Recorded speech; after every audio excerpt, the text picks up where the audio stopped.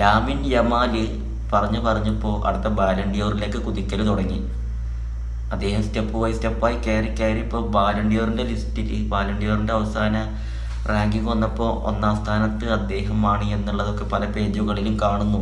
റാഫിനെയായിരുന്നു 1-ാം സ്ഥാനത്ത് ചാമ്പ്യൻസ് ലീഗിലെ top scorer, assist ഒക്കെ കണ്ടിട്ട്. ഇപ്പോൾ ഇതാ ലാമിൻ യമാലിൻ്റെ പേര് പലയിടത്തും കാണുന്നു. അദ്ദേഹമാണ് റാങ്കിങ്ങിൽ 1-ാം സ്ഥാനത്ത് എന്നുള്ളത്.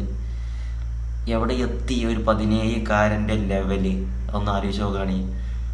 ആൾറെഡി യൂറോ കപ്പ് നേടി, ബോയ്സിൻ്റെ കൂടെ അദ്ദേഹം തകർത്ത് കളിച്ചുകൊണ്ടിരിക്കുന്നു, നേട്ടങ്ങൾ കൊയ്യണു. അങ്ങനെ എന്തെല്ലാം നേട്ടങ്ങൾ ഈ ഒരു ഏജിൽ അദ്ദേഹം നേടിയെടുത്തു. ഇപ്പോൾ ബാലൻഡിയോർ കൂടി അദ്ദേഹം ഈ ഒരു ഏജിൽ നേടിയെടുത്തല്ല അവസ്ഥ എന്താണ്? എന്തെല്ലാം നേടും അദ്ദേഹം കരിയർ അവസാനിപ്പിക്കുമ്പോൾ. നമുക്ക് മെസ്സിനെയും റൊണാൾഡോൻ്റെയും പോലൊന്നും താരങ്ങൾ ഇനി വരില്ല എന്നൊക്കെ നമ്മൾ കരുതിയിരുന്നതാണ്. പക്ഷേ ഇതാ ഒരു മികച്ച ഒരു ബാലൻ വന്നിട്ടുണ്ട് നമുക്ക് മുന്നിൽ. ഫുട്ബോൾ ഒരു മികച്ച ഗെയിം കാണിച്ചു തരാൻ നമുക്ക്. കരിയർ തുടങ്ങിയിട്ടുള്ളൂ. മെസ്സി കുറച്ച് മുന്നേ പറഞ്ഞ പോലെ കരിയർ എങ്ങനെ തുടങ്ങുന്നു എന്നുള്ളതിലല്ല, അവസാനിപ്പിക്കുന്നു എന്നതിലാണ് കാര്യം എന്ന് പറഞ്ഞ പോലെ കരിയറിൽ കണ്ടിന്യൂസ് ആയിട്ട് ഒരേ ലെവലിൽ പോകാൻ കഴിഞ്ഞെങ്കിൽ ഈ പറഞ്ഞ റെക്കോർഡുകളൊക്കെ നേടാൻ കഴിയുള്ളത് വേറെ കാര്യം.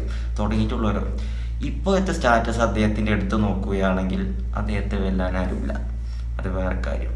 ഏതായാലും ബാലൻഡിയോറിൻ്റെ അവസാനത്തെ കണക്കിൽ ചില പേജുകളിലൊക്കെ അദ്ദേഹത്തിൻ്റെ പേര് 1-ാം സ്ഥാനത്ത് കാണുന്നുണ്ട്.